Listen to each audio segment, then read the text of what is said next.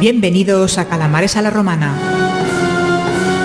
donde la historia antigua cobra vida en cada programa.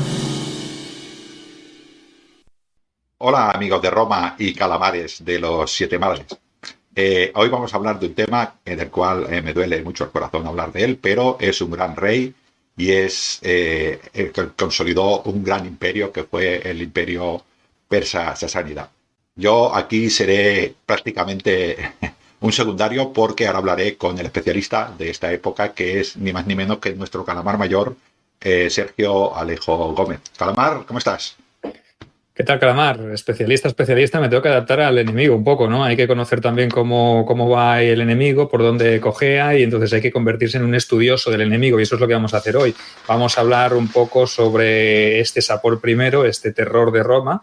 Recordad que esto viene a ser la continuación de la saga que ya iniciamos, esta saga de entregas de capítulos especiales dedicados al imperio persa sasánida, que en la encuesta que os dijimos o que os pusimos ya nos dijisteis que os interesaba que habláramos más de ellos y de otras culturas y de otras dinastías persas, ¿no? Entonces nos pedisteis que habláramos de Partos, de Aqueménides, eso ya lo dejamos para más adelante, ¿verdad, Ángel? Pero prometemos intentar meternos también en otra camisa de 11 varas. Sí, vamos a hablar de este gran hombre, de que el padre Al-Rashid, que abrimos en el programa anterior, fue el que fundó este imperio, y Sapor ya lo estableció de una manera grande y una expansión enorme que llegó prácticamente a China, ¿no? Es muy especial este rey, ¿no? El rey de reyes.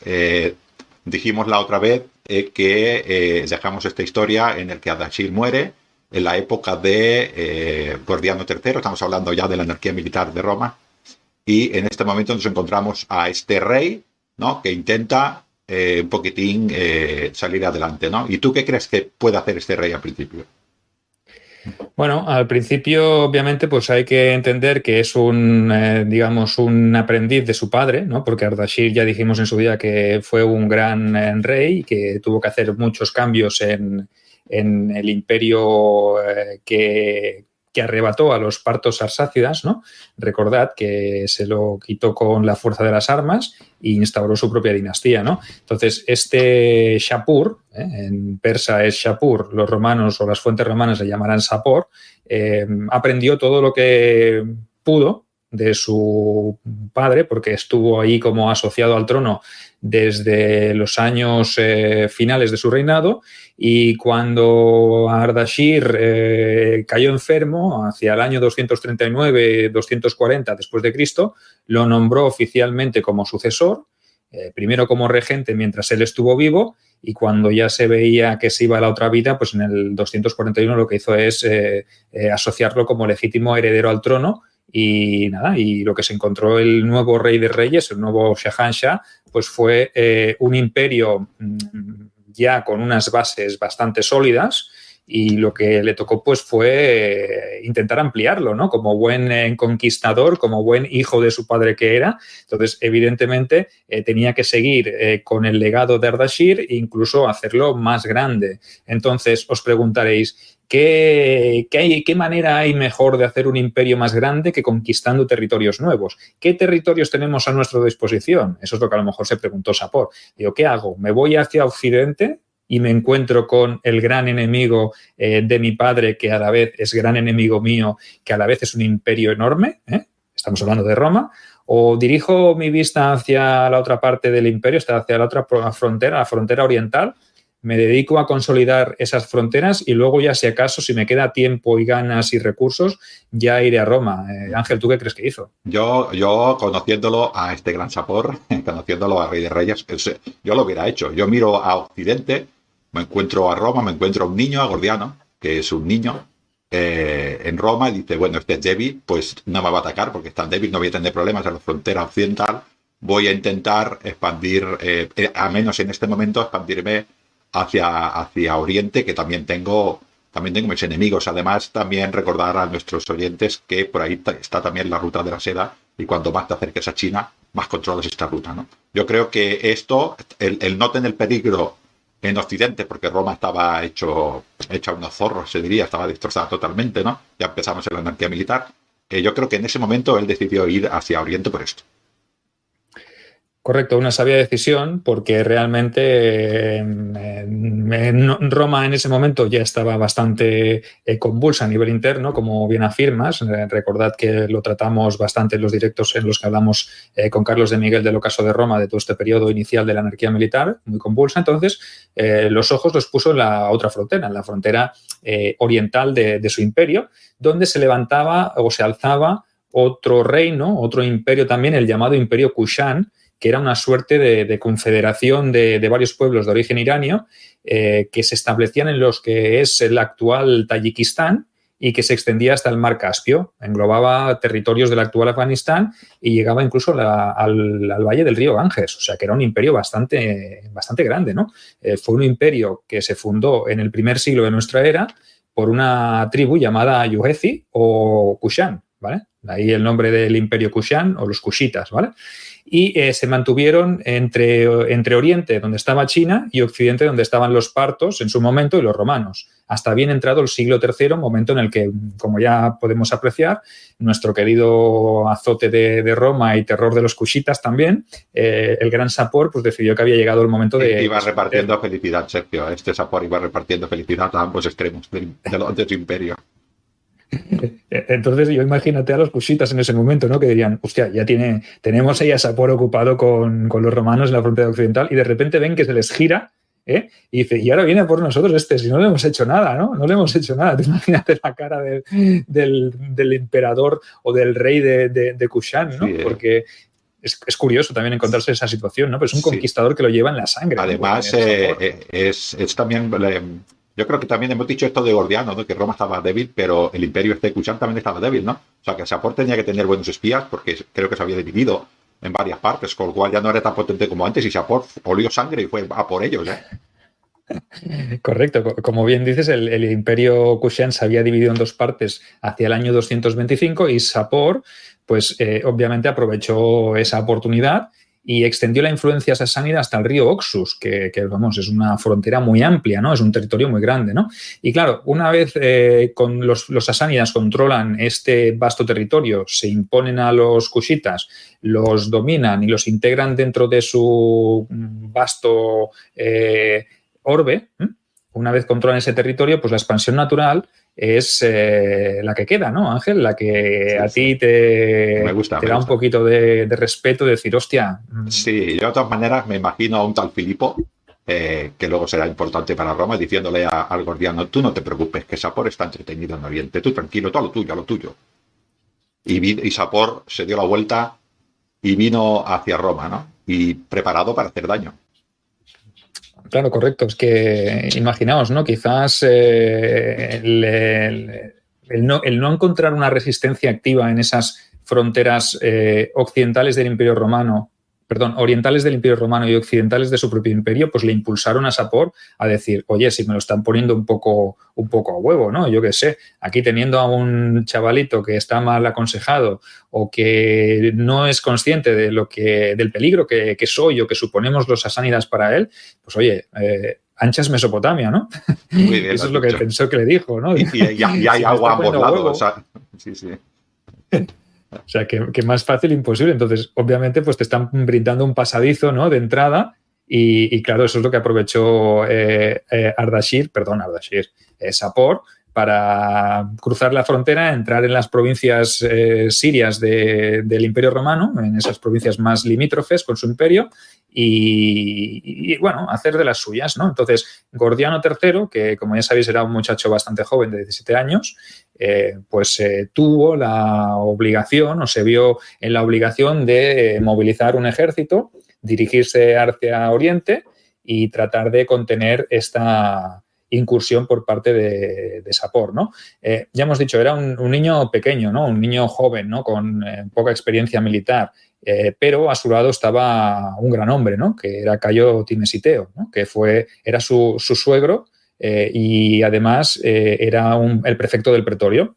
Entonces, Cayo Timesiteo se convirtió un poco en el adalid de este emperador, en el brazo fuerte y en el estratega y general, o primer general, comandante de sus ejércitos, ¿no? Sí, Sergio, dilo, le dimos caña a Sapor, pues ya está. Pues ese momento este hombre, este pretor... Disfruta de la gloria, que fue disfruta, efímera. sí, la gloria es efímera, tienes razón. Este hombre era un romano que sabía mover bien las legiones, probablemente hizo exactamente lo mismo que Trajano, o sea, tenía seguramente una combinación de tropas de infantería, de caballería con arqueros, tendría que tener también, o sea, tenía que tener preparado también catafractos o protocatafractos, gente con lanzas largas. Este hombre supo plantearle al Shapur. Probablemente Shapur también pensó que luchaba contra el niño, ¿no? Contra el Gordiano tercero, y no, luchaba contra Timesiteo. Y pues yo creo que se sorprendió, más que otra cosa se sorprendió. Y perdió Shapur, pero Shapur no se rinde tampoco, ¿no?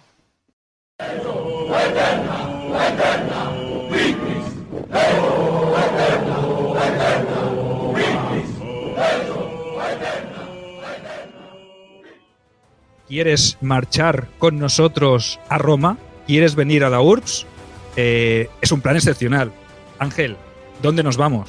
Nos vamos a Roma, ya llevo el Gladius en la mano. Nos vamos a Roma, vamos a visitar Ostia Antica, el Coliseo, la Domus Aurea, los foros, y vamos a hacer cosas especiales. Desde algo relacionado con Julio César hasta los peligros de la Roma nocturna, pasando por una grabación de un programa. O sea que si queréis participar en todo esto, ¿a dónde tienen que escribir, Ángel? A grupeandotour@gmail.com y llevar el Gladius imaginario en la maleta, que no nos dejan pasar estos bárbaros. Unidos a esta super experiencia y no os la perdáis con nosotros, con Ángel y Sergio, Calamares a la Romana, en la Ciudad Eterna. No, correcto. Cerca de la ciudad de Risciana o Resana se produjo un enfrentamiento entre los dos ejércitos. Esta ciudad está situada al oeste del río Éufrates y en ese enfrentamiento, pues como bien dice Ángel, el ejército persa sasánida fue derrotado y Sapor tuvo que tocar retirada y replegarse con el orgullo herido, ¿no? Se tuvo que replegar a posiciones más seguras, mientras yo imagino que Gordiano III pues diría, uff, de la que me he librado. Cayo Timesiteo le levantó un altar, ¿no? En aquel momento, decir, joder, Sí. Pintaban bastos, ¿no? Sí, pero Sergio, el dios Aura Manza ayudó a Sapor. Esto está claro. No hay otra explicación.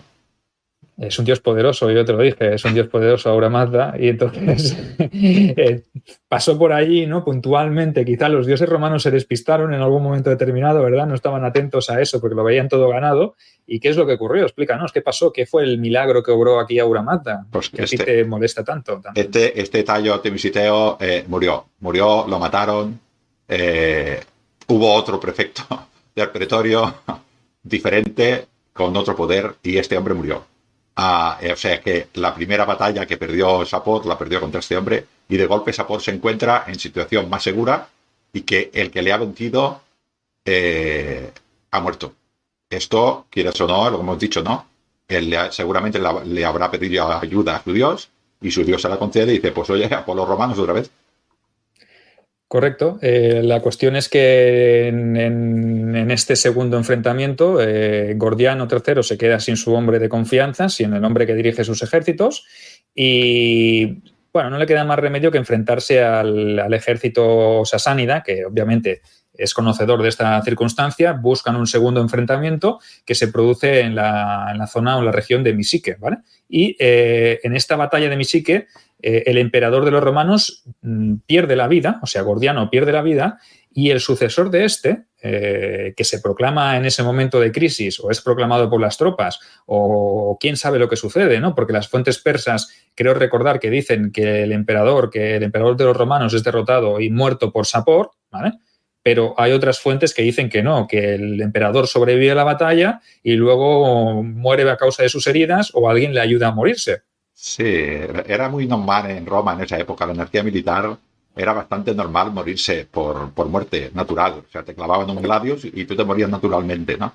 Yo me inclino más por esta, porque un tal Filipo apareció allí y Gordiano murió. Yo me inclino más por esta, incluso que no esté también que tenga que ver con la muerte de no me sale, Temisiteo. Yo creo que este hombre estaba allí para hacerse con el nuevo poder en Roma, ¿no? Las legiones romanas recibieron, y sus aliados, recibieron un buen golpe allí, y hubo un cambio de emperador. Estamos hablando ya, porque hemos dicho, el Sapor Sapor I, el terror de Roma, ya tenemos el primer cambio de emperador, con Sapor, que lo sepamos. Vamos a ver varios. Yo creo que esto es un complot por el cual murió Gordiano y las tropas elevaron a emperador a Filipo. Claro, después de esta victoria, pues Sapor incluso se crece tanto que cambia su nombre, ¿no? Y se hace llamar Peroz Sapor, lo que es lo mismo en persa, Sapor el victorioso. O sea, que el muchacho era bastante humilde, ¿no? Teniendo un padre como tenía, pues obviamente pues tenía que destacar más, ¿no? El hijo tiene que superar al padre. Entonces, la pregunta que os lanzamos aquí, o que nos hacemos también nosotros aquí, obviamente es si esta victoria fue definitiva y fue tan relevante como para que ocurriera todo esto, ¿no? O simplemente planteamos, ¿fue otra maniobra propagandística por parte de Sapor para elevar aún más su prestigio después de esta victoria y afianzar también su posición en el interior de su propio reino, ¿no? Porque también imagino que habría alguna arsácida por ahí todavía descontento que estaría intentando esperar alguna oportunidad, ¿no? Nuestros oyentes que contesten en comentarios, pero yo te voy a contestar. Yo creo que es una frase que hemos sacado nosotros, es que se hizo un Ramsés II. O sea, exageró mucho. Yo creo que Sapor esta batalla igual no la perdió, pero que en las tropas romanas ya había el complot para hacerse con el imperio. Esto de que Sapor en primera línea de batalla luchaba contra un niño de 17 años y le ganó y lo mató allí directamente, esto es una campaña a los Ramsés enorme. Es decir, el emperador estaría rodeado por sus mejores tropas, que fueron los que mataron seguramente al emperador, ¿no? Con lo cual, y Sapor tampoco iba a estar en primera línea de batalla porque los sasánidas y los persas no hacían exactamente eso, ¿no? Yo creo que es una campaña para prestigiar una victoria que probablemente sí que la obtuvo, pero la exageró demasiado. No solamente ganó a Roma, sino que ha matado a su emperador. Y esto te engrandece más. No, correcto. Y tú imagínate que teniendo al padre que tenía, que ya se había encargado de infundir o aumentar el prestigio de los sasánidas comparándolos con los persas aqueménidas, pues aprendió de un buen maestro, ¿no? Realmente... Ardashir, de su padre, que se marcó otro, ¿verdad? Se marcó otro con el rey persa, si ahora no me acuerdo el nombre, pero también dijo lo mismo, que lo había matado en batalla. Correcto, que había matado al rey arsácida, Artabano IV, pero también dijo y legitimó que su origen para legitimar su dinastía y su golpe de Estado y su guerra civil fue decir que él procedía o él quería recuperar el legado de los persas aqueménidas de tiempos de Ciro y de Artajerjes y de Jerjes. O sea que, claro, la propaganda está servida. O sea, siempre hemos dicho que la propaganda es una herramienta muy poderosa si la sabes hacer servir bien. Entonces, Sapor la supo utilizar muy bien porque tuvo un gran maestro que le enseñó a utilizarla. Bueno, Ardashir es un gran rey y Sapor también, ¿no? Aquí la victoria de Sapor es importante, es una vergüenza para Roma. Que muera Decio en batalla también es una vergüenza para Roma. No, Decio no. Decio murió más tarde, ¿verdad? Con los godos, sí, me he equivocado. También también muere, pero... También muere, no. Gordiano III, que muera en batalla, es vergonzoso, pero lo que hizo Filipo el Árabe es todavía más vergonzoso. ¿Qué podía salir mal? Quiero decir, él no quería luchar contra Sapor, no sé si era por miedo o porque tiene tantos intereses, pero empezó a pagar la paz de Roma, que esto lo hacen todos los emperadores débiles, paz con oro. Esto sí que es una vergüenza para Roma. ¿Qué podía salir bien? Correcto, y además un pago de 500.000 denarios para poder regresar a casa con tranquilidad. O sea que yo pienso que esto es muy importante y esto marca también el tipo de emperador que tenemos delante y la situación crítica en la que se debía encontrar también, porque a lo mejor los persas sí que estaban muy motivados, la moral estaba muy por las nubes y obviamente quizá fue el propio Sapor el que puso las condiciones para dejarle marcharse. O sea, que imagínate la tesitura que se encontraría. O a lo mejor no, tiró por la vía rápida, tenía que afianzar su poder porque había sido proclamado emperador de una manera quizá un poco extraña, ¿no? Entonces, evidentemente no podía sino hacer este pago pues para tratar de consolidar su propia posición. Y además, no solo eso, sino que tuvo que ceder el territorio de Armenia para los persas. O sea que también, quieras que no, también, aparte del agravio del tener que pagar con tributo, tienes que pagar con territorio, que eso también, imagínate, Ángel, debió ser algo llamativo, ¿no? Claro, un reino como Armenia que está allí de tapón, ¿no? Sí. Yo supongo que la derrota fue importante, pero yo creo que las maniobras entre los romanos, que estamos en plena anarquía militar, recordemos, creo que esto es del año 42 o 43, 243 después de Cristo, estaba en su pleno apogeo. Quiero decir que eran las peores épocas para Roma. Bueno, va a ir peor. Sapor es uno de los grandes que hace que Roma llegue a lo peor de lo peor. Todavía me pregunto yo cómo Roma sobrevivió a Sapor, pero sobrevivió, con lo cual Roma es muy grande también, ¿no? Igual que Sapor. Correcto. Pues sí, a este Filipo, pues no sé, probablemente dijo, los hombres están rodeados, hay que pagar.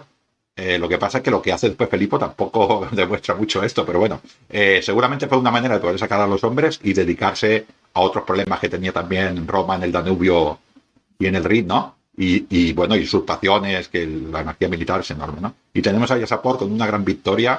Esto consolidaría el imperio de una manera enorme de Sapor. O sea, él sería el Cetifonte, seguramente hacían triunfos, ¿no? Correcto, yo imagino que sí, que eso serviría para fortalecer su posición en el trono y además, pues, le iba de maravilla para controlar esos elementos subversivos que debía tener todavía dentro de sus fronteras. O sea que... También esta paz tenía que durar mucho tiempo, ¿no? Y duró, como todas las paz con los persas y con los sasánidas, duró poco, ¿no? Claro. Sí, fue algo efímero y hacia el 251, como bien sabéis, pues el nuevo emperador, ya había muerto Filipo y estaba el nuevo emperador, el Decio que has dicho tú antes, que este también pues murió en combate contra los godos en la batalla de Abrito, recordad. Esa fue tal vez una señal para Sapor, que se dio cuenta de que los viejos enemigos, sus antiguos enemigos con los que había comprado una paz o le habían pagado una paz y que por lo menos le estaban pagando un cierto tributo, pues dice, pues bueno, si están ahora otra vez descabezados sin emperador porque acaban de perder a otro emperador en batalla, pues oye, lo mejor es lanzarse el ataque. Y ya van tres, Gordiano, Filipo el Árabe y ahora Decio, o sea, y de momento los sasánidas solo tienen el mismo emperador, o sea, sigue Sapor. Esto es curioso, ¿verdad, Ángel? Sí. Además, entre Decio y Valeriano hay ahí que no manda nadie, hay un emperador, Treboliano y tal, ¿no? Pero quiero decir que Roma está totalmente perdida y lo como hemos dicho antes, olía sangre en Oriente y olía sangre en Occidente, estamos hablando desde su punto de vista, desde Cetifonte, y pues decidió armar a los hombres y atacar fuerte, pero esta vez atacó fuerte, ¿sabes? Se pasó 7 pueblos. Correcto, entró en la zona de Capadocia y Cilicia y, bueno, el tío entró con un ejército enorme, entró por Siria, asaltó la ciudad de Barbalisos y eliminó la guarnición que la protegía tras enfrentarse a ellos en un duro combate, ¿no? Según las fuentes persas, obviamente ahora hablamos de fuentes persas, el ejército romano que había destacado en la zona de Barbalisos, en la frontera siria, rondaba unos 70.000 hombres, y de ellos perecieron la mayoría. Algo que me parece a mí, ya desde este punto de vista, exagerado, teniendo en cuenta que el global del ejército romano en aquella época podría rondar los 350.000 efectivos. No ibas a tener 70.000 efectivos solos destacados en ese punto. No sé, Ángel, ¿tú qué opinas? Yo creo es propaganda, ¿no? Que los romanos, sí, más propaganda. Yo creo que los romanos no quisieron decir mucho, han tapado la derrota para no avergonzarse más. Y Sapor pues dijo, eran 15.000, multiplícalo por 10. Porque, claro, correcto, siempre será mejor matar a 70.000, ganar contra 70.000 que ganar sobre 15.000 y que pasáranse. Con lo cual, yo creo, ahora la derrota fue importante porque Roma, un imperio tan potente como Roma, si cede territorios, es porque no los puede aguantar. O sea, no quiero decir que Sapor fue una victoria importante. Ahora, como dices tú, si se calcula que tenía unos 350.000 hombres, 70.000 no iban a estar. Porque si no, los bárbaros del norte de Europa, del Danubio y del Rin, hubieran entrado hasta Roma. O sea, el ejército romano estaba en el limes.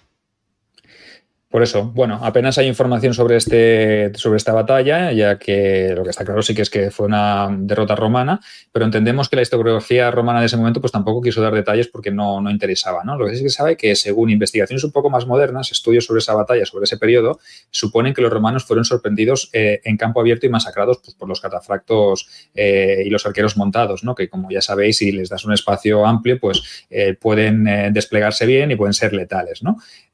Así pues, de nuevo Sapor consiguió un hito, ¿no? Y es que se hizo con el control de Siria. Cruzó el Éufrates sin oposición, destruyó la ciudad de Dura Europos, una ciudad bastante importante, y se centró luego en un objetivo bastante grande, ¿no? Que no era otro que la mismísima ciudad de Antioquía, a la que sometió a asedio, ¿no? Y eso son palabras mayores, porque estamos hablando de la capital de la provincia de Siria, sí, o sea, es que una ciudad importantísima. Sergio, Antioquía está ya en el Mediterráneo. Es que estamos hablando de que el imperio persa está prácticamente en el Mediterráneo, ¿no? ¿Y sabe lo que hizo Roma durante ese tiempo? Nada. Es que es una cosa... Nada. Es que no había gobierno. Había muerto Decio. ¿Qué aquí había? No había nadie. Estaban, bueno, usurpadores y intentaban arreglarlo, pero no hacía absolutamente nada. Y este tío se plantó allí delante de Antioquía, dijo, uy, ¿y ahora qué hago? No tengo armas de guerra. Le dio tiempo a hacer armas de guerra. Bueno, poliestética, pues arietes, torres de asalto. Él allí estaba tan tranquilo asaltando Antioquía. Y mientras tanto Roma, pues bueno, a lo suyo. Evidentemente, Antioquía lo pasaron mal, ¿eh?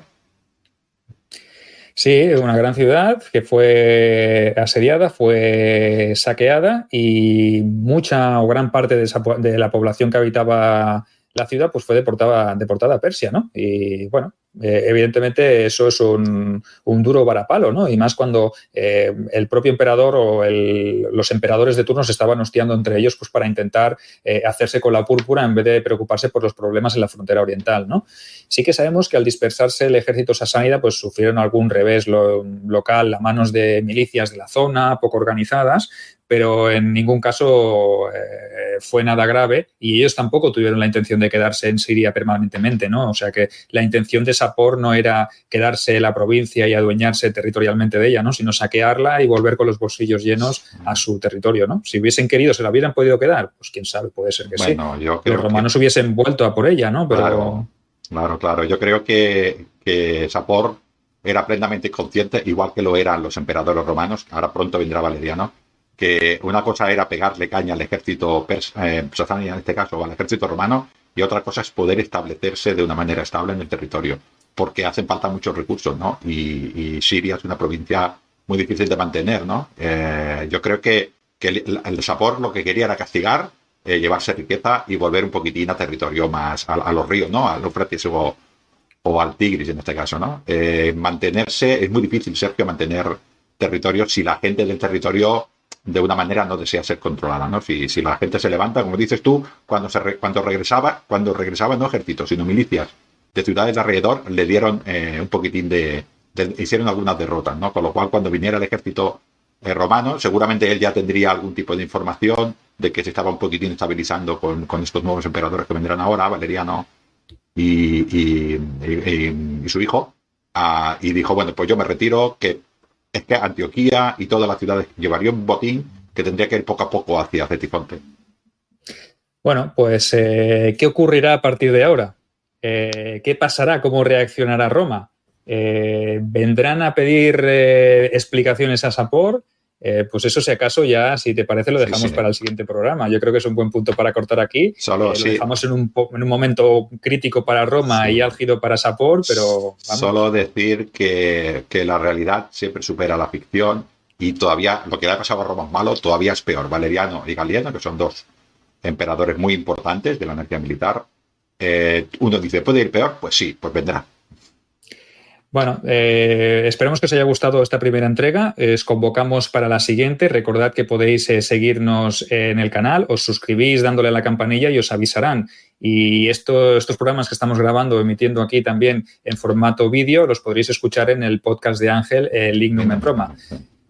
Sin más, Calamares, ¿quieres decir algo más antes de ir? No, quería decir que en comunidad de YouTube pueden proponer los nuevos temas y tú ya haces encuestas, y si no, tenemos aquí abajo nuestros emails y nuestros contactos, que también nos lo digan, que nos propongan temas que les interese. Bueno, pues que vaya muy bien, Calamares. Hasta la siguiente semana. Hasta luego.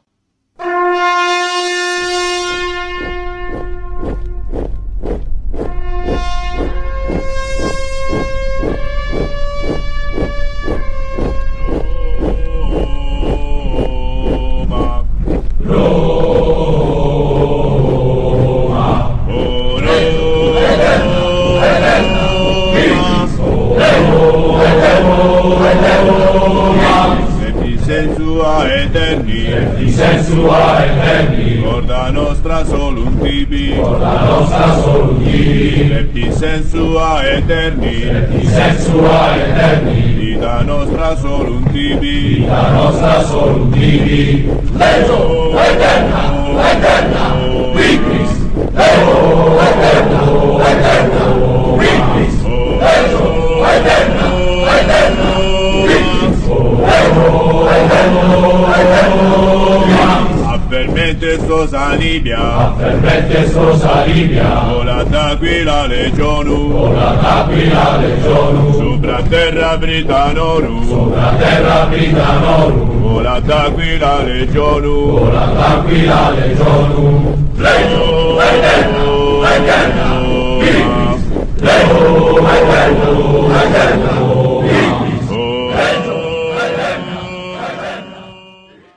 Descubre historias épicas con las novelas de Sergio Alejo Gómez y Ángel Portillo Lucas. Guerras, aventuras y mucho más. Solo disponibles en Amazon. Hola amigos de Roma y calamares de los 7 mares y todos los océanos que están por descubrir desde el punto de vista del Imperio Romano, porque solo tenemos 3 renes y nos cuesta mucho salir del Mediterráneo, pero sabemos que hay un mar al norte y sabemos que está el Índico, porque tenemos Egipto. Bueno, antes de seguir, os vuelvo a presentar a mi compañero calamar mayor y cónsul de Roma, Sergio Alejo. ¿Cómo estás, Sergio? Salve, calamar, ¿cómo estás? Yo estoy aquí sufriendo, tengo que decírtelo, porque antes de empezar con este programa he escuchado el anterior, en el que hablamos de Gran Sapor, de las 2 campañas que hizo contra Roma, ¿no? En el cual ya hemos perdido a 3 emperadores romanos, y ahora nos viene otra dinastía romana, Valeriano y Galieno, y estos ahora se tienen que enfrentar a la situación del Gran Sapor. Creo que la primera cosa que hacen estos 2 personajes es importante. Galieno se queda en Occidente y Valeriano, con sus tropas, va hacia Oriente a solucionar los problemas que tenía Roma allí. Ya hemos dicho que el imperio sasánida estaba en Antioquía, prácticamente estaba ya oliendo el agua salada del Mediterráneo, ¿no? Esta es la situación en la que nos encontramos. Sí, es una situación complicada, ¿no? Ya lo dijimos, acordaros que dijimos que los sasánidas, en este caso Sapor, no tenía intención de quedarse el territorio para sí porque era difícil defender, de recursos, un lugar donde la gente no te quiere, pues obviamente supone ciertos problemas. Entonces sí que es verdad que se retiró con las sacas bastante llenas, y dejó pues un poquito de cancha, o les dio un poquito de cancha a los romanos. Lo que pasa que tampoco esperó demasiado a volver, porque viendo que los romanos tampoco estaban muy por la labor, pese a que sí que sabía, imagino, que tenía noticias de que Valeriano ya estaba en camino y estaba reuniendo un ejército bastante poderoso.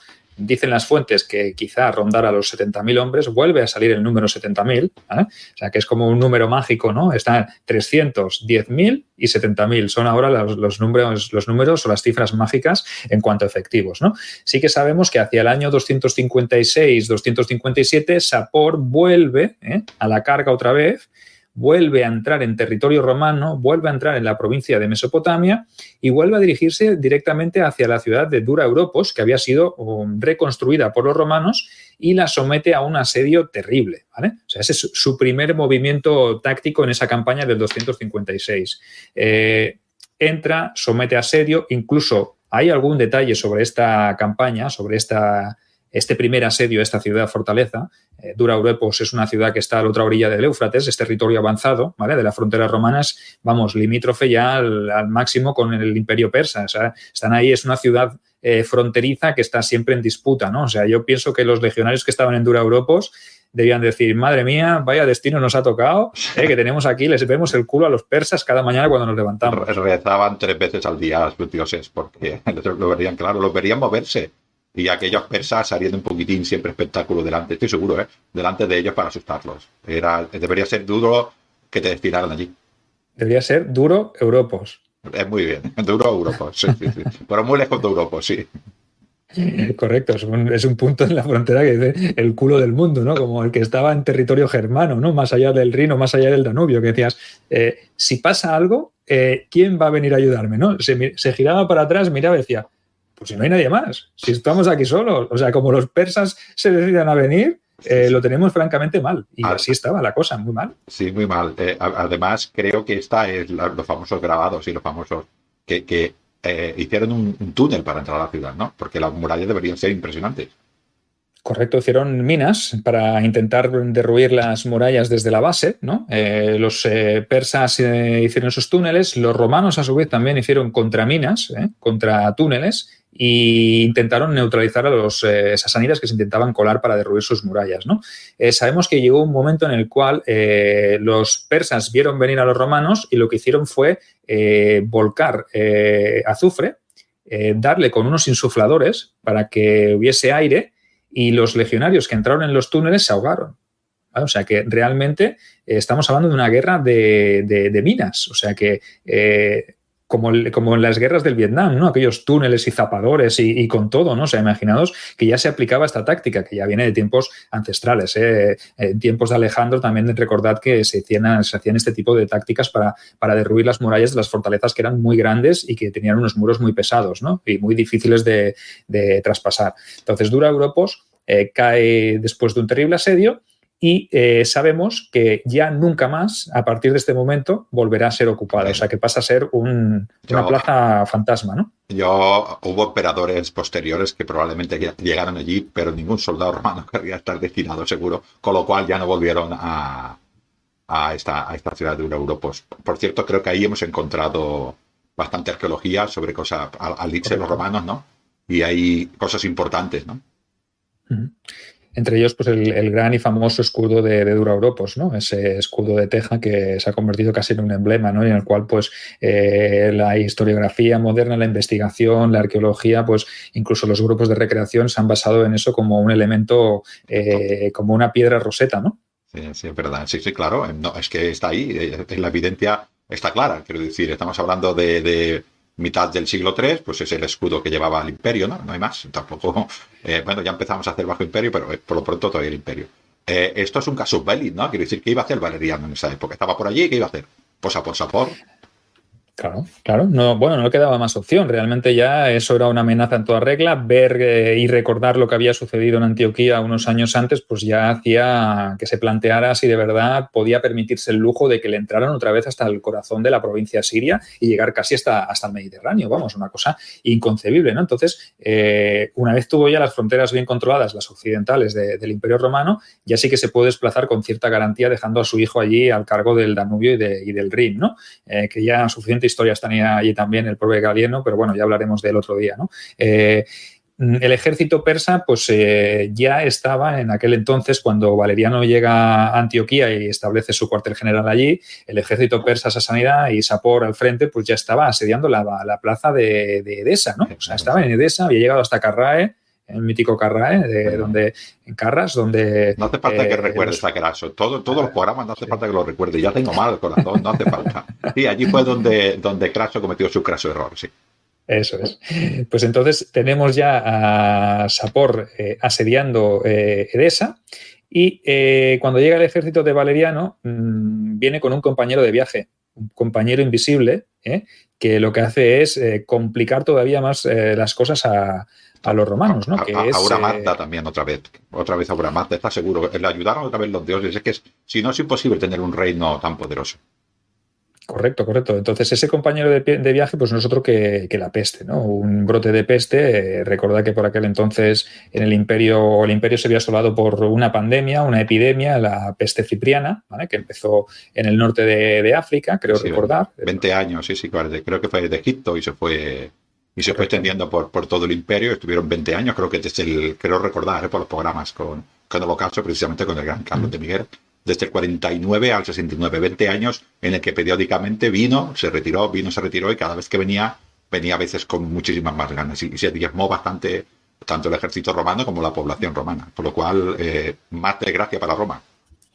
Correcto, eso obligó a Valeriano a plantear o tener que replantear la campaña, ¿no? Y tener que defenderse detrás de los muros de Edesa y obviamente pues Sapor aprovechó y asedió la plaza y obligó al emperador a iniciar unas negociaciones pues para tratar de hallar una salida, ¿no?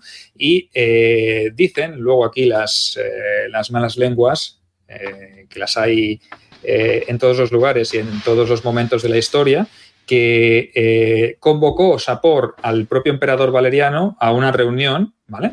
Para tratar de negociar una salida, ¿vale? Sapor, el benevolente, pues le dijo, vente para acá y si me pagas unos 500.000 denarios también como hizo Filipo en su día, pues a lo mejor me lo pienso, ¿no? Y dijo, hostia, negocio. Se ve que le dijo, me lo pagas en mano.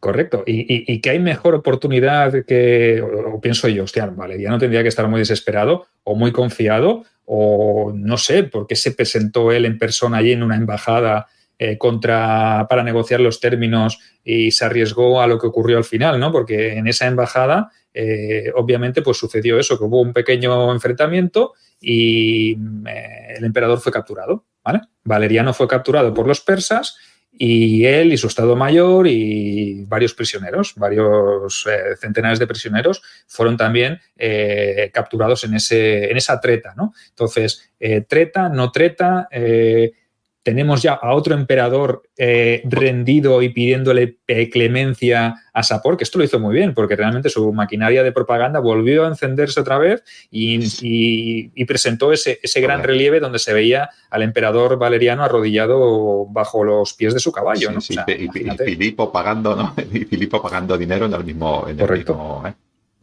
Yo veo que es bastante propaganda otra vez, ¿no? Pero de todas maneras hay que reconocer que coger prisionero a un emperador romano es algo muy vergonzoso. Este emperador, siguiendo cualquier costumbre romana, se tenía que haber suicidado, quiero decir, porque todos lo hacían. Qué peor vergüenza para Roma que perder al emperador, ¿no? Y lo que eso significa, ¿no? Sin embargo, Valeriano o no pudo o no le dejaron, pero decir, pero tampoco, a ver, también ahora yo hablo por hablar, ¿no? Claro. Pudiera ser también una traición por parte de los romanos, ¿no? Quiero decir que igual dijeron, mira, quédate con el emperador y déjanos salir de aquí, porque si no nos van a matar a todos. ¿Quién sabe? Galieno, oro persa. El oro persa pagaba mucho. A saber qué pasó. La cosa es que otro emperador cayó por Sapor. En este caso cayó prisionero. No murió, pero cayó prisionero. Si queréis consultar el relieve que os comentamos, en el que sale Valeriano arrodillado y Filipo también postrado dándole ese pago de ese tributo, pues lo podéis buscar por internet, por Google, y ponéis Nax y Rustam. O sea, Nax Rustam. Ahí aparecerá ese famoso relieve del emperador, del gran rey de reyes, Shahanshah Sapor I, a lomos de su caballo, y los otros en una posición muy inferior de sometimiento, ¿no? Esto es una humillación total. Esto es preferible que un emperador muera en batalla, por lo menos exhibiendo un arma, que ser capturado con vida, ¿no? ¿Y qué fue de Valeriano, Ángel? Porque hay varias teorías, ¿no?, sobre qué le pasó. No sé, las podemos aquí analizar un poquito, si te parece. Hay varias teorías. Hay una muy, muy cruda que sencillamente dice que se hacía acompañar el emperador, el rey de reyes, Sapor, se hacía acompañar por él y lo utilizaba para subirse al caballo, para que se prostrara, y a modo de silla él se subía al caballo, ¿no? O sea, lo tenía totalmente humillado y el hombre consentía, ¿no? Y dicen otra de las cosas que dicen también muy importante, que fue una vez que murió, secaron su piel, le llenaron de paja y la pusieron en un templo, y todas las embajadas de reinos que venían de Oriente les hacían pasar por ese templo para que vieran la vergüenza del emperador Valeriano que había perdido contra Sapor. Es una humillación bestial. Eso dicen algunas fuentes. ¿Eso es cierto o no es cierto? No lo sé, pero humillante es. No, y hay otra que decía, incluso comparándola con tu amigo, con tu viejo amigo de tiempos de César, no voy a decir su nombre, el innombrable, dicen que también le obligaron a engullir oro fundido. Eso ya quizá ya queda un poco ahí con pinzas, ¿no? Porque obviamente no sabemos lo que ocurrió. El propio Sapor tampoco hace referencia al tema en las fuentes. También quizá cuando murió de muerte natural, porque estaba enfermo o lo que fuera, sí que aprovechó y le vació por dentro y lo puso ahí en el templo, eso sí. Pero también es verdad que también el resto de prisioneros, porque aquí nos centramos solo en Valeriano, pero hizo más prisioneros romanos que iban con él, y sabemos que los puso a trabajar en un proyecto de irrigación en el río Carún, y los obligó a construir una presa que hoy en día todavía recibe el nombre de Ban y Caser, o lo que es lo mismo, el espigón del César. O sea, imagínate, algo hay ahí, ¿no? Hombre, romanos haciendo trabajos ahí, construyendo presas para los persas. O sea, hombre, aprovechó, este hombre era conocedor de Roma porque la había estudiado mucho para poder atacarla, y sabía que los ejércitos romanos, cuando el rey persa Ardashir, su padre, y él mismo Sapor destruían una ciudad, los que hacían la ciudad primero eran estos soldados romanos, con lo cual era mano de obra experta. Pues qué mejor de mano de obra para hacerse una presa, ¿no? Pues los soldados romanos. Tampoco se dice cómo acabaron estos soldados, pero no tiene pinta de que acabaran bien. Apoya a la República Calamar con una donación o suscripción. A cambio, tendrás contenido exclusivo para fans y acceso anticipado a nuestros programas.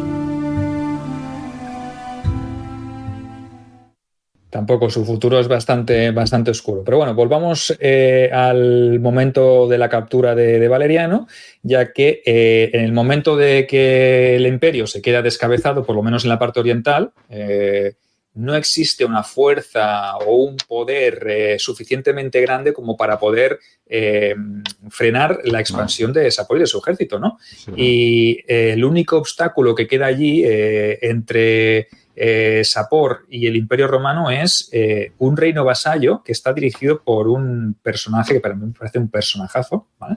Un gran hombre, un gran general, un gran militar, que es Odenato de Palmira, del cual ya hemos hablado alguna vez y prometemos algún día, si te parece, volver a hablar con más detalle de él, ¿no? Sí.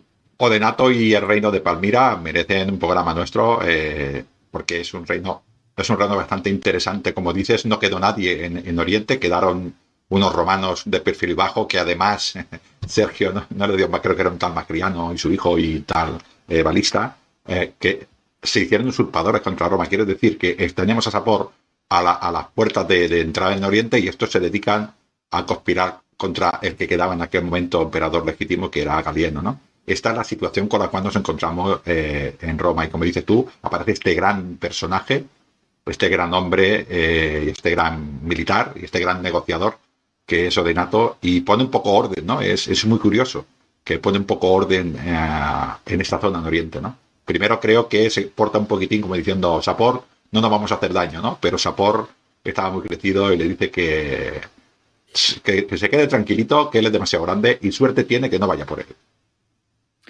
Correcto, esa es la primera intención de Odenato, ¿no? Pactar una salida o una paz, una tregua, para que la situación no vaya a más, ¿no? Después del desastre que ha habido en la zona oriental del imperio, ¿no? Lo que pasa es que, claro, Sapor está crecidito, victorioso, y le dice que se tranquilice, ¿no? Que él suficiente gana siguiendo vivo. Entonces le exige que se presente ante él, le exige vasallaje y le exige regalos a cambio de su perdón. Entonces, en este momento, pues Odenato imagino que debe pensar, bueno, de perdidos al río para someterme a este. Yo estaba con Roma, era un reino vasallo, pero Roma me trataba bien y me trataba como un igual, ¿vale?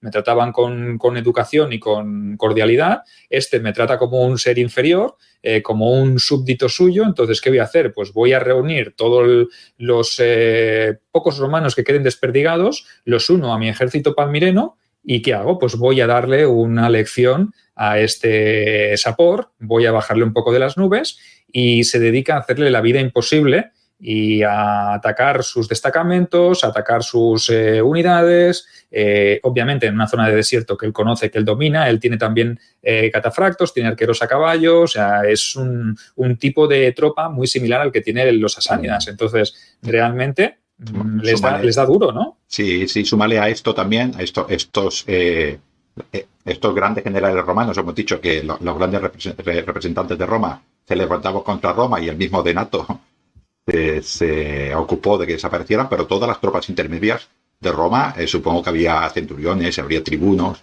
que estaban con Roma, y si tú a esta experiencia se la sumas a todos los catafractos, a todos los hombres a caballo que tenía el ejército de Palmira, pues evidentemente se encontraría con unas tropas muy diversas que a Sapor le hicieron daño, las cosas como son. Odenato le hizo daño. Ahora me ha venido, Sergio, una cosa a la cabeza. Cuando Sapor, es curioso esto, cuando Sapor empezó a atacar Oriente, el reino de Oriente, aquel que usar, creo que se llamaba, estaba dividido en dos. Ahora aquí nos encontramos a Roma dividido en tres. Es curioso, O sea, Sapor pilló una época también para hacerse grande. Bueno, como todo, supongo que los imperios que siempre crecen, si los imperios de los lados son pequeños, ¿no? Pues nos encontramos a este Odenato yendo hacia Sapor, pero no solo se contenta con castigarlo, sino que le ataca, va por él. Correcto, sí.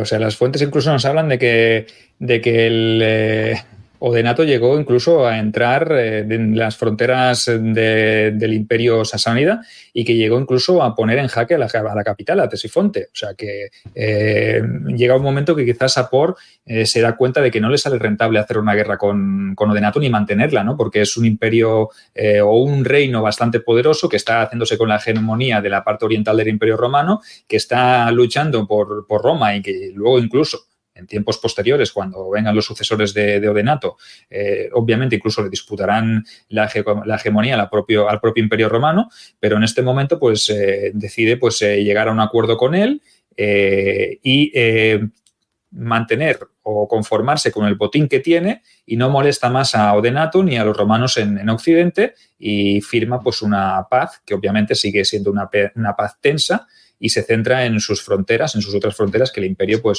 era vastísimo y seguía teniendo amenazas en otros puntos, ¿no? Sí, es importante decir que Sapor firma la paz con Odenato de Palmira. Hay que tenerlo en cuenta porque Roma ya no está en su frontera. Roma es Odenato que hace allí su reino. Sapor continúa, como dices tú, ya no ataca más a los romanos, le ha hecho mucho daño, pero dura más tiempo, quiero decir que muere Galieno, creo que viene el gótico, ¿no? Claudio el Gótico, y nos viene también el gran Aureliano. Todo este tiempo, todos estos emperadores que hemos dicho, y todavía estaba Sapor en Persia, en el Imperio Sasánida, haciéndolo grande, porque nosotros nos fijamos en esta frontera, pero él, como has dicho, tenía muchos enemigos y tenía que un poquitín a la misma vez que Roma, ¿no? Tenía que ir a vigilar sus limes por un poquitín para evitar que las demás tribus que tenía tanto al norte como al oriente pues le atacaran, ¿no? Quiero decir que él también tenía sus propios problemas interiores, también tendría, porque hacía poco que su imperio había caído, el imperio persa, parto, y seguramente todavía habría algunas personas que querían tener el poder que tenían anteriormente, con lo cual este rey, quizás esta paz también le vino bien para consolidar interiormente el imperio. Correcto. Ya recordad de programas anteriores que los sasánidas, a diferencia de los partos, pues habían eliminado ese sistema de provincias semiautóctonas por uno mucho más centralizado. El poder provincial se entregaba a los gobernadores locales, que solían ser, como ya dijimos en su día, familiares del propio rey, ¿no? Y dejó pues, a los nobles un poco apartados de este pues, para evitar un posible alzamiento, ¿no? Y el truco, además, que usó Sapor fue el de vender la imagen de miedo hacia esos posibles usurpadores, ¿no? Roma tenía un montón de usurpadores, en cambio él, pues como podéis comprobar, no tuvo apenas nadie que se le opusiera, ¿no? Y al más mínimo intento de alzamiento, pues ¡pam!, iba para allá o enviaba a su familiar que era el gobernador local tipo sátrapa. O sea que, como comprenderéis, eso es una estrategia bastante potente. Es que quien se le levantaba, si le iba con Valeriano al lado y había cualquier usurpador y le decía, tú, pues si este es el emperador del Imperio Romano, lo tengo para subirme al caballo, ¿dónde vas? Correcto, y eso infunde mucho terror, es una propaganda muy potente, ¿no? Y obviamente, pues esto, además, utilizó otra herramienta que fue la religión, ¿no? La religión, el zoroastrismo, como dijimos en su día, y se erigió en la voz de Ahura Mazda en la tierra, ¿no? Se encargó de introducir también nuevas herramientas financieras, de potenciar el comercio mediante esa ruta caravanera que iba de Roma a China, ¿no? Él se convirtió en el intermediario. Ya lo dijimos en su día, el poderoso intermediario que cobraba tanto de uno como de otro. O sea, que esa es la clave, ¿no? Quizá de esa ruta de la seda. Es increíble, es un negociazo. Primero, lo que te decías, es muy importante en el tema religioso que él era el representante supremo de Dios en la tierra, con lo cual, ¿cómo vas a atacar al representante de Dios? No tiene ningún sentido si yo soy creyente en esta religión, ¿no? Pero además, Sergio, imagínate lo que sería que viene de China, saber de dónde viene la seda, los sasánidas la transportan por todo su territorio, en algún sitio negocian con la parte romana, algún tipo de mercader sirio y tal, y esta seda que ha pasado por los sasánidas que han matado a tantos romanos en Oriente, se vende en Roma a un precio desorbitado. Es increíble. Y esto, parte de ese beneficio, va a parar a Sapor. Increíble. Bueno, y además tenía otra faceta importante, que fue la de constructor. No solo construyó presas con prisioneros romanos, que eso también es una buena propaganda, sino que se encargó de organizar un gran programa de obras públicas en los que destacaron pues, dos nuevas ciudades. Una de ellas fue la de Gundeb Sapor, que estaba muy cerca de la antigua capital aquemenida de Susa, ¿no? O sea, imaginaos, es un gran constructor, y en el campo religioso también innovó, lo hemos dicho antes, fusionó a su iglesia con el Estado, convirtiéndola en una única organización centralizada. Otra vez, centralización. El zoroastrismo pues, se convirtió en la religión oficial del imperio, y el rey se convirtió, como hemos dicho antes, en el representante en la tierra del Dios Supremo, y por lo tanto pasó a tener un carácter semidivino. Aunque en cierto momento de su reinado se dejó influenciar por un tal Mani, un profeta, que decía ser profeta también, y su doctrina religiosa llamada maniqueísmo, ¿vale? llegando incluso a sobreponerla por encima de la fe del zoroastrismo. Eso es importante, ¿no? Este Mani, de origen parto también, con su fe y con su nueva doctrina, pues intentó influenciar dentro de la mente del propio casi te diría que este Mani, que es profeta de una nueva religión, no lo conozco, pero no puedo acabar bien, porque no acaban nunca bien estos. Claro, porque iba vinculado quizá al favor del gran rey de reyes, claro. ¿no? Entonces quizá su vida iba un poco ligada a ella, porque también están en contrapunto están los sacerdotes del culto de Ahura Mazda, que eran los llamados Magi, ¿no? Que obtuvieron puestos de mucha influencia y jugaron un papel muy destacado en la potenciación de la astrología, pero que vieron el maniqueísmo como algo malo y que atentaba contra sus intereses. Entonces ahí siempre... con la iglesia hemos topado, ¿no? Con la iglesia de Ahura Mazda o con la que sea, ¿verdad? Sí, claro. Se ve amenazada, yo tengo un protector, desaparece mi protector y quedo totalmente vencido porque, claro, hay otros intereses, ¿no? A mí la verdad es que Sapor es un rey relativamente desconocido para la historia, sobre todo para los que nos gusta la historia romana, pero es muy importante por lo que supone dentro del punto del Imperio Romano. Yo creo que estos son los años peores del Imperio Romano. A partir de aquí, en la energía militar, a partir de aquí todo va a ir a mejor, ¿no? El Imperio Sasánida se va a establecer como un imperio importante. Creo que dura prácticamente 400 años más, ¿no? O sea, es un imperio y además de una manera fuerte, se va expandiendo, va bajando un poquitín como Roma, ¿no? También va teniendo sus expansiones y sus problemas, ¿no?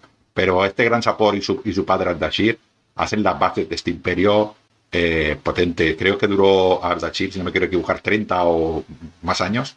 Mientras tanto, en Roma pasaron 6 o 7 emperadores y usurpadores incontables, 60, no sé, es que no se pueden contar los usurpadores.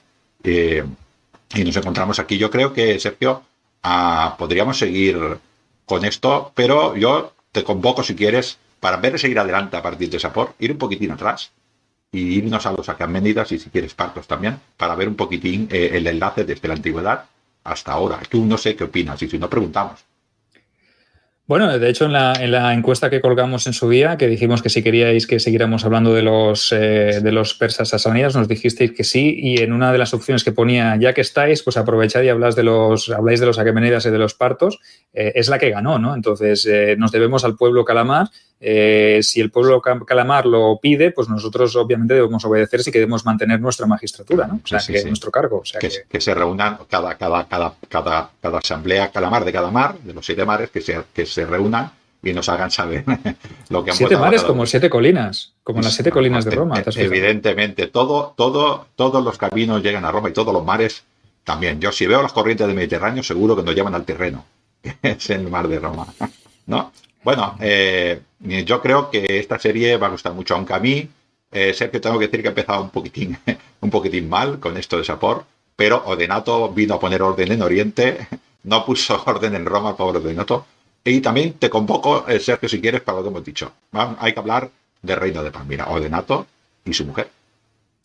Perfecto, pues tomamos nota de todas estas peticiones. Esperamos que os haya gustado el programa de hoy. Acordaros, suscribíos, darle a la campanilla y si queréis, sois de formato escuchar el audio porque os vais a correr, pues Lignum en Roma y ya sabéis, en iVoox. O sea, que tenéis multiplataforma, multicanal, y si no nos escucháis es porque nos tenéis tirria o porque sois persas sasánidas. O sea, yo tampoco lo entiendo. Sí, deben ser los segundos, son persas, no son calamares. Hasta luego. Un saludo.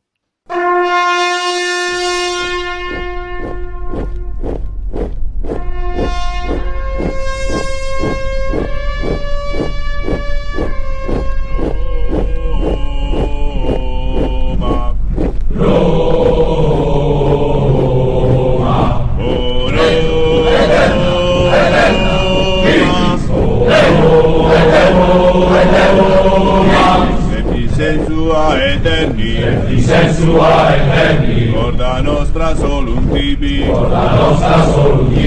Lepti sensua eterni, Ida nostra solum tibi, Leo eterna, Victis, Leo eterna, Victis, Leo eterna, Victis, Leo eterna. sposa Libia, a fervente sposa Libia, vola d'Aquila legionu, vola d'Aquila legionu, sopra terra Britanorum, sopra terra Britanorum, vola d'Aquila legionu, vola d'Aquila legionu, Legion, eterna, eterna, Legion, eterna, eterna.